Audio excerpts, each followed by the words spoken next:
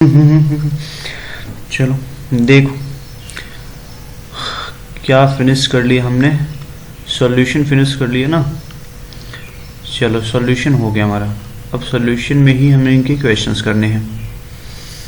ठीक है, सॉल्यूशन के ही क्वेश्चन करने हैं। Okay okay okay okay okay okay okay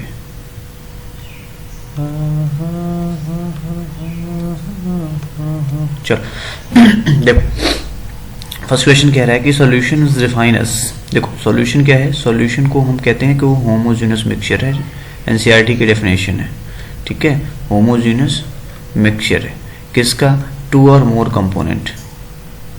to और मोर कंपोनेंट, इस कंपोनेंट में क्या क्या हो सकता है, उस कंपोनेंट्स में आपसे कह सकता है क्या हम कहीं और चले गए, क्या संभवतः हम कहीं और चले गए। जस्ट 1 मिनट, हम कहाँ चले गए, हम तो कहीं और आ गए। देखो कहाँ आ गए, कहाँ आ गए।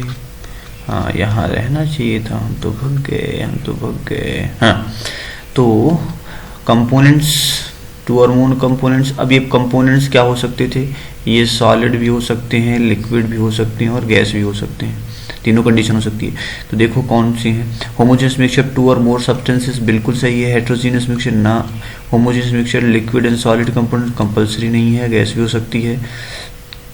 वाटर एज अ कंपलसरी है क्या कि सॉल्वेंट वाटर ही हो, तो option number A is correct.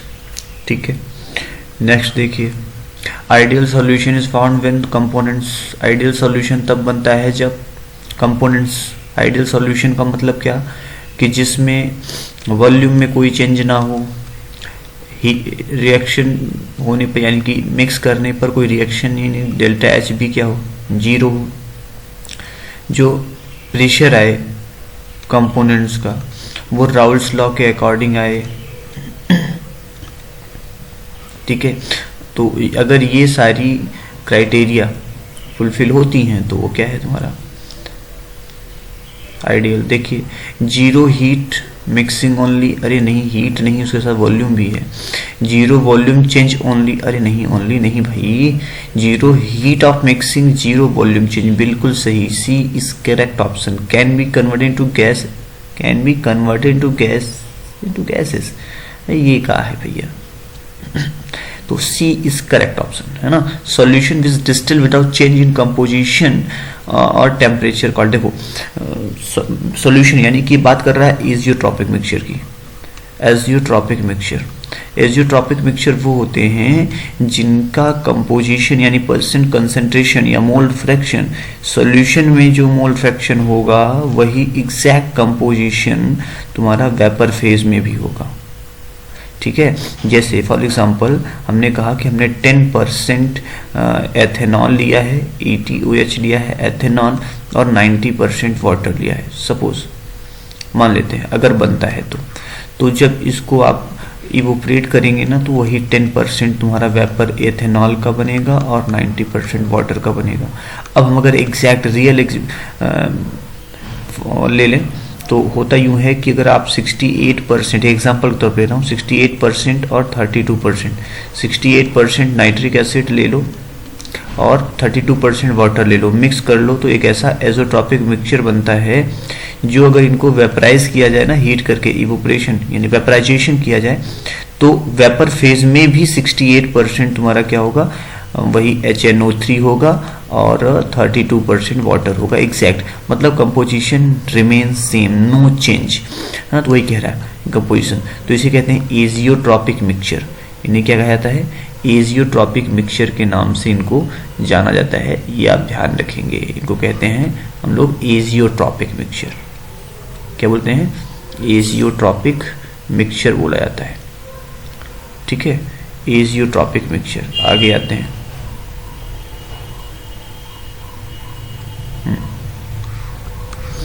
तो इसका देखो कोई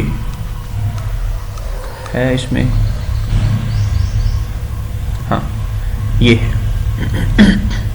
एजियोट्रॉपिक मिक्सचर। ठीक है, तो बी ऑप्शन एजियोट्रॉपिक मिक्सचर आज एज़ोट्रॉपिक मिक्सचर क्या है?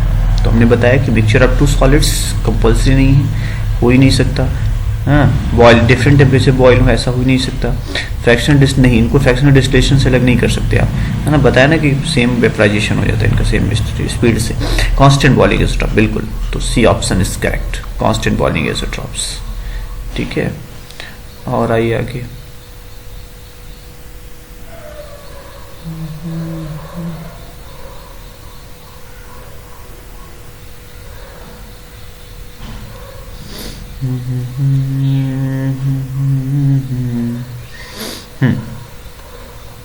देखिए फिफ्थ कह रहा है कि solubility of gas in liquid directly proportional to the pressure of the gas. ये किसका रहा है? देखो राउल्स लॉ तो ये कहता है कि किसी वोलाटाइल सॉल्यूट यानी कि लिक्विड की जो पार्शियल प्रेशर होगा वो डायरेक्टली प्रोपोर्शनल होगा mole fraction of that component in solution. वो लिक्विड के लिए बात करता है, वोलाटाइल सॉल्यूट के लिए। हेनरी लॉ किसके लिए बात कर रहा है? गैस के लिए बात कर रहा है, कि P gas is equal to K H into X, है ना। तो ये किसका लॉ है? ये हेनरी लॉ है, राउल्स लॉ नहीं है ना। तो ये आपका option number B. Which of the following is not correct for ideal gas solution? Ideal gas solution हमने बात कर ली कि डेल्टा एच जीरो होना चाहिए, बिल्कुल सही कह रहा है। वी जीरो होना चाहिए, बिल्कुल सही कह रहा है। एंट्रोपी जीरो नहीं, एंट्रोपी की बात तो आइडियल गैस में हो की ही नहीं जाती।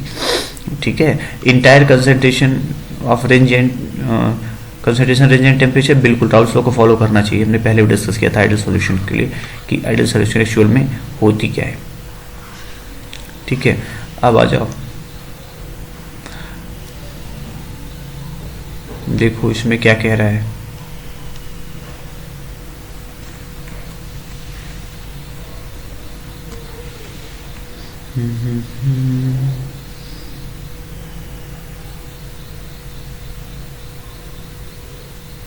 कुछ प्रॉब्लम आ रही है इसमें, ये कैसे भाग रहा है अपने आप?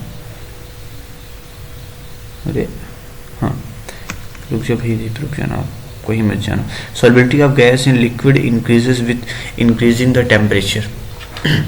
देखो कह रहा है कि solubility of gases increases, increase temperature नहीं, टेम्परेचर इंक्रीज तो हो नहीं सकता। गैस की सॉल्युबिलिटी टेम्परेचर के इन्वर्सली प्रोपोर्शनल होती है। टेम्परेचर आप बढ़ाएंगे तो सॉल्युबिलिटी डिक्रीज हो जाएगी, है ना। तो गैस, क्योंकि गैस की सॉल्युबिलिटी क्या होती है? एक्सोथर्मिक टाइप होती है। एक्सोथर्मिक, गैस की सॉल्युबिलिटी एक्सोथर्मिक होती है। हीट टेम्परेचर इंक्रीज करने पर वो डिक्रीज हो जाएगी। रिडक्शन ऑफ गैस प्रेशर, गलत बात। Solubility directly proportional to pressure gas की, और गैस की solubility directly inversely proportional to temperature, ये ध्यान रखिएगा। गैस की solubility inversely proportional to K H value and the constant. Decrease in the temperature and increase in the gas pressure, बिल्कुल सही कह रहा है कि आप प्रेशर को इंक्रीज करिए, टेम्परेचर को डिक्रीज कर दीजिए। अमाउंट ऑफ लिक्विड टेकन, इससे कोई मैटर नहीं करता, तो हमारा सी ऑप्शन सही है ना। उसके बाद आते हैं एट्थ में। एट्थ कह रहा है कि saturated solution NaCl on heating becomes. देखो सुपर, ये सैचुरेटेड सॉल्यूशन बन चुका है, जितना घुलना था, डिजॉल्व होना था, किसी सॉल्वेंट में डिजॉल्व हो चुका है NaCl। अब आप इसको क्या करिए? हीट कर दीजिए। देखो हीट करने से सॉल्युबिलिटी इंक्रीज होती है, हीट करने से, टेम्परेचर इंक्रीज करने से सॉल्युबिलिटी जनरली इंक्रीज होती है।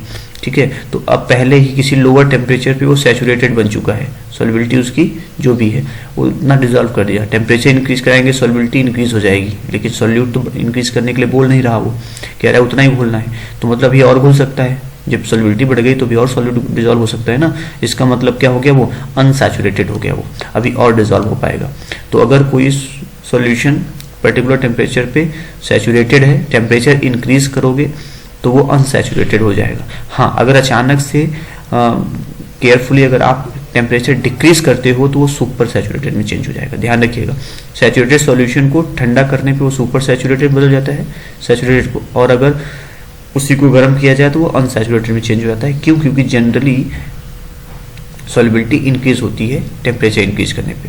कह रहा है कि super saturated solution is a Meta stable. कह रहा है सुपर सैचुरेटेड सॉल्यूशन जो है वो मेटा स्टेबल सॉल्यूशन है। कब? जिसका कंसंट्रेशन क्या होता है ना, सुपर सैचुरेटेड बात कर रहा है। Equal to the solubility of the substance in solvent नहीं, अब सुपर सैचुरेटेड बात कर रहा है ना, है ना। कंसंट्रेशन क्या होता है? लेस देन सॉल्युबिलिटी नहीं, एक्सीड द सॉल्युबिलिटी। हाँ, सुपर सैचुरेटेड मैंने बोला ना कि सुपर सैचुरेटेड में सैचुरेशन से ज्यादा डिसॉल्व होती है, यानी एक्सीड द सॉल्युबिलिटी, सॉल्युबिलिटी से ज्यादा, यानी सी ऑप्शन इज करेक्ट। ठीक है, when A crystal of solute is introduced into super saturated solution of this, देखो कह रहा है कि अगर एक जिस सॉल्यूट को हमने डिसॉल्व करके सुपर सैचुरेटेड सॉल्यूशन बनाया है उसका अगर एक क्रिस्टल अगर हम उसमें ऐड कर दें तो क्या होगा। देखो इसको, इस प्रोसेस को बोलते हैं सीडिंग। इसको सीडिंग के नाम से जानते हैं। मान लो एक सुपर सैचुरेटेड सॉल्यूशन हमारे पास रखा है अनडिस्टर्ब कंडीशन में, उससे क्रिस्टल नहीं बन रहे हैं, जबकि बन जाने चाहिए क्योंकि सॉल्युबिलिटी से ज्यादा घुल गया है तो नहीं बन रहे हैं। लेकिन अगर एक भी पार्टिकल तुमने उसके अंदर डाला तो अचानक से सारा क्रिस्टलाइजेशन यानी जितने भी एक्स्ट्रा डिसॉल्व होगा ना वो सब बाहर आ जाएगा, कोई क्रिस्टल उसमें नहीं रह जाएगा, यानी कि बिकम्स अनसैचुरेटेड नहीं, क्रिस्टलाइजेशन कॉज होती है। एक मिनट हम चलो, तो ये बात हुई, तो सीडिंग बोलते हैं इसको। तो यहाँ पे ऑप्शन नंबर डी सही होगा। एक इलेक्ट्रोलाइट जब वाटर में डिसॉल्व किया था, कह रहा है कि electrolyte dissolve in water if, dissolve होता है अगर इलेक्ट्रोलाइट को डिसॉल्व करना है वाटर में क्या होगा। देखो पहले ध्यान सुनो, किसी भी इलेक्ट्रोलाइट यानी कंपाउंड को बनाने में एक एनर्जी रिलीज होती है, जब बन रहा होता है तब उसको बोलते हैं लैटिस एंथैल्पी या लैटिस एनर्जी। ठीक है, जब कोई इलेक्ट्रोलाइट फॉर्म हो रहा होता है, क्रिस्टल बन रहा होता है, तो एक एनर्जी रिलीज होती है, तो वो डेल्टा एच कैसी होती है, माइनस की होती है, लैटिस एंथैल्पी वहां रिलीज हुई थी। अब जो उसको वाटर में डिसॉल्व करोगे तो जितनी रिलीज हुई है, जैसे NaCl लिया, जब ये दोनों अट्रैक्ट हो रहे थे तो उसमें इतनी एनर्जी रिलीज हुई थी। अगर अब इसको सेपरेट करना है यानी डिसॉल्व करना है, तुम्हें यही एनर्जी इसको सप्लाई करनी पड़ेगी। अब पानी में डिसॉल्व करोगे, वाटर में डिसॉल्व करोगे तो ये एनर्जी कहां से आएगी, इसकी वाटर के साथ जब अट्रैक्शन होगा तो उस अट्रैक्शन से एनर्जी रिलीज होगी, है ना। इस अट्रैक्शन से अगर इतनी एनर्जी रिलीज हो जाए कि जो पहले एनर्जी बनते समय निकली थी फॉर्मेशन के टाइम पे वो उससे ज्यादा हो जाए तो डिसॉल्व होगा, क्योंकि तभी ये बॉन्ड यहां से ब्रेक हो पाएगा। क्यों? क्योंकि कहता है कि भाई इतनी एनर्जी तो हमने ऑलरेडी बनते समय दिया है, इससे ज्यादा मिलेगी तभी तो हम टूटेंगे। तो अब ये जो एनर्जी अट्रैक्शन से निकल रही है उसको बोलते हैं हाइड्रेशन एंथैल्पी। क्या बोलते हैं? Hydration enthalpy. अब अगर हाइड्रेशन एंथैल्पी ज्यादा हुई किससे?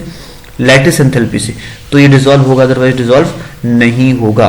तो क्या होना चाहिए? Lattice enthalpy should be greater than hydration. नहीं, तब तो हो ही नहीं सकता। Lattice enthalpy is less than hydration enthalpy. बिल्कुल ऑप्शन सही। हाइड्रेशन ज्यादा मतलब रिलीज ज्यादा हो, जितना पहले रिलीज हुई थी उससे ज्यादा, यानी उनको हम अलग कर सकें, इतनी एनर्जी कम से कम आनी ही चाहिए।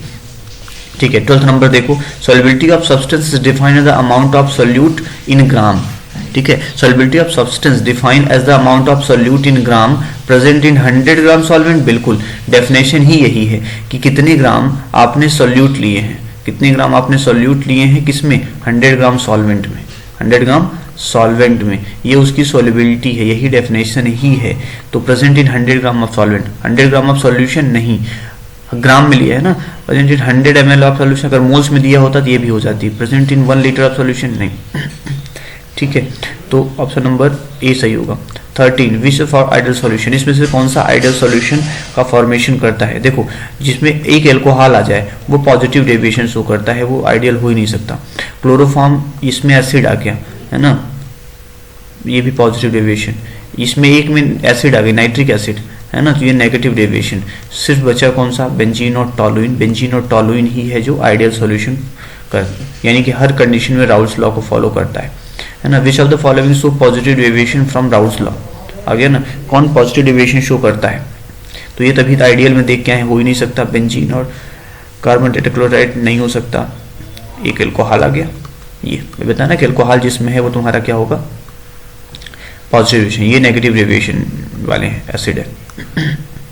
विच of the following show negative deviation from Raoult's law, negative deviation from Raoult's law. ये तो एनसीईआरटी का एग्जांपल है। सीएस, इसमें क्या होता था कि हमारे पास नेगेटिव डेविएशन में दे रखा था, ऐसे 3 Cl थे और यहाँ पे एक गैस था, क्लोरोफॉर्म हो गया, और ये है कार्बोनिल ऑक्सीजन एसीटोन का, है ना। अब होता क्या था, इन दोनों के बीच क्या बन जाता था? Hydrogen bonding. तो बॉन्डिंग इंक्रीज हो गई तो वेपर कम बनेगी, यानी नेगेटिव डेविएशन यही शो करेगा। क्लोरोफॉर्म और एसीटोन का एग्जांपल, ये तो तुम्हारा आइडियल सॉल्यूशन है ना। ये सब आइडियल सॉल्यूशन कैटेगरी से कह सकते हो कि ये पॉजिटिव डेविएशन वाला है, ये भी है ना। तो ये तुम्हारा हो जाएगा फर्स्ट ऑप्शन सही। Azeotropic mixture of 2 liquids boil at lower temperature than either than when. Azeotropic ऐसे एजोट्रॉपिक मिक्सचर जिसमें दोनों जो है, दोनों लिक्विड्स का दोनों लिक्विड से कम टेम्परेचर पर तुम्हारा मिक्सचर बॉईल होता है। इस किस टाइप का आइसोट्रॉपिक मिक्सचर है? देखो, जब ए और दो कंपोनेंट मिलाए गए ए और बी, और दोनों ने क्या बना लिया? एजियोट्रॉपिक मिक्सचर बना लिया। ठीक है, अब अगर मिक्सचर का बॉइलिंग पॉइंट, जो भी इसका बॉइलिंग पॉइंट है, वो इन दोनों से अगर ज्यादा है, दोनों से ज्यादा है, तो इसको बोलेंगे कि हायर टेम्परेचर पे बॉईल हो रहा है, मतलब मैक्सिमम बॉइलिंग एजोट्रॉप्स, है ना। और वहां पर वो क्या शो कर रहा होगा? नेगेटिव डेविएशन शो कर रहा होगा। तो जब रिजल्टेंट का बॉइलिंग पॉइंट कंपोनेंट के बॉइलिंग पॉइंट से ज्यादा होता है तो नेगेटिव डेविएशन वाला एजोट्रॉप्स होता है, जब कम होता है तो पॉजिटिव डेविएशन वाला। तो इट इज सैचुरेटेड, नहीं सैचुरेटेड नहीं, it does not deviate from Raoult's law, नहीं बिल्कुल डेविएट हो रहा है, एजोट्रॉप डेविएशन वाले ही तो होते हैं।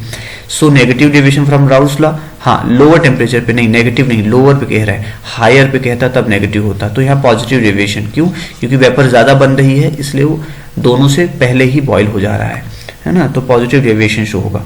अगर ज्यादा पे, दोनों से ज्यादा टेम्परेचर पे अगर ये बॉयल होता तब वहां पे कहते हैं नेगेटिव नहीं, ये पॉजिटिव डेविएशन है ना, जल्दी डिसॉल्व हो रहा है।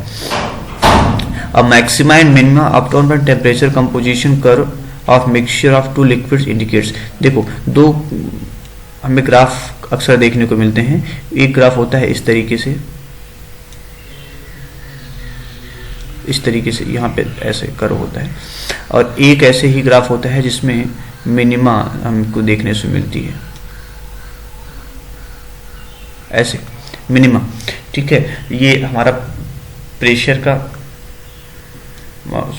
ठीक है, नहीं ये टेम्परेचर का कर दो, ये टेम्परेचर का, ये कंपोजिशन का, मोल फ्रैक्शन का, तो ये चीज होती है। ठीक है, नहीं कुछ और कह रहा है, क्या है? टेम्परेचर की बात कर रहे हैं, टेम्परेचर नहीं लिया, टेम्परेचर की बात कर रहा है ना। तो ये किसके लिए? ये एजोट्रॉपिक मिक्सचर के लिए है, एजियोट्रॉपिक मिक्सचर का ग्राफ है। एजियोट्रॉपिक मिक्सचर का ग्राफ क्या बता रहा है कि जब इस रेशियो में आओगे, ये ए है, यहाँ बी कंपोनेंट है, जब इस रेशियो में आओगे, जो भी 30 40 50 50 जो भी रहेगा, तभी जाकर के वो एजोट्रॉप मिक्सचर बनाएगा, इधर उधर नहीं। ठीक है, तो ये तुम्हारा एजोट्रॉप्स का है, एजोट्रॉपिक मिक्सचर का फॉर्मेशन कर रहा है, इसमें कंफ्यूज होने की जरूरत नहीं है। ठीक है, अब आ जाओ नेक्स्ट चलते हैं।